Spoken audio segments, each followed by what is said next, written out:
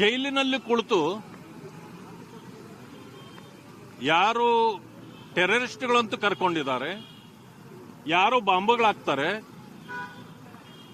ಇವರೆಲ್ಲರೂ ಕೂಡ ರಾಜಭೋಗವನ್ನ ಮಾಡ್ತಾ ಇದ್ದಾರೆ. ಈ ಸರ್ಕಾರ ಯಾರ ಪರ ಇದೆ ಅನ್ನೋದನ್ನ ನಾವು ಪ್ರಶ್ನೆ ಮಾಡಬೇಕಾಗಿದೆ. ಟಿವಿಗಳು ಹಾಕೊಂಡು ಮಜಾ ಮಾಡ್ತಾರೆ, ಬಿರಿಯಾನಿಗಳು ತಂದು ತಿಂತಾರೆ, ಜೊತೆಗೆ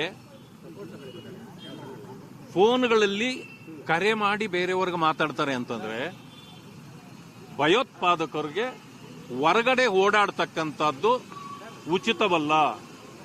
ಅವರಿಗೆ ಅಲ್ಲಿ ಭಯೋತ್ಪಾದಕರಿಗೂ ಅಲ್ಲಿ ಹೊರಗಡೆ ಭಯ ಇದೆ.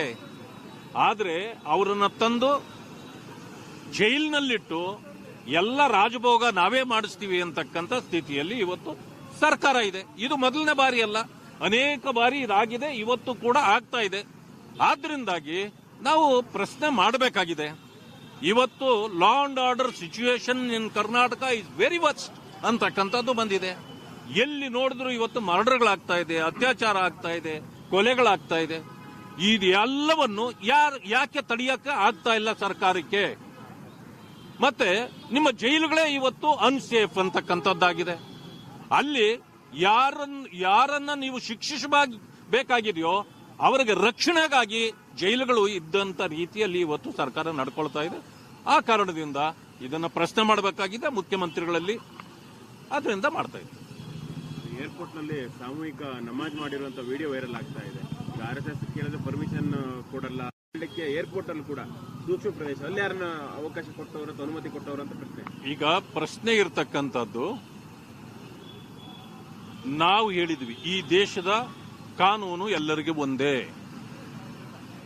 ನಮ್ಮ ವಾದ ಅದು. ಅದೇ ವಾದವನ್ನ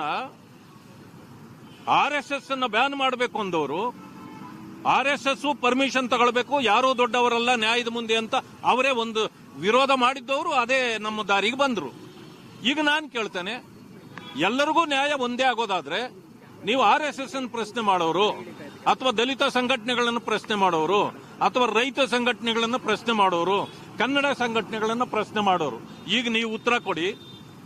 ಇಲ್ಲಿ ಮಾಸಾಗಿ ನಮಾಜ್ ಮಾಡಲಿಕ್ಕೆ ಪರ್ಮಿಷನ್ ಕೊಟ್ಟವರು ಯಾರು? ಇದಕ್ಕೆ ಈಗ ಉತ್ತರ ಈ ಸರ್ಕಾರ ಕೊಡಬೇಕಾಗಿದೆ.